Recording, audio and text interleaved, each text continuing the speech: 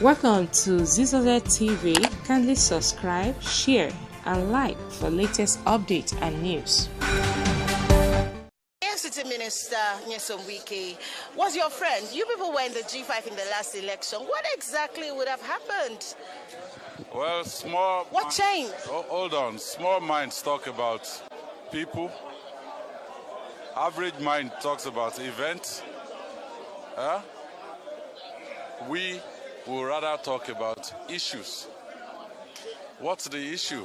The issue is we don't believe in a one-party Nigeria.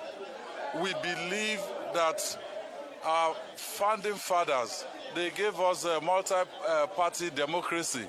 We must sustain it so that Nigerians can have options when they are choosing their leaders. That is the issue. I don't want to talk about individuals, and I don't want to talk about events. That's the issue. Thank you so much.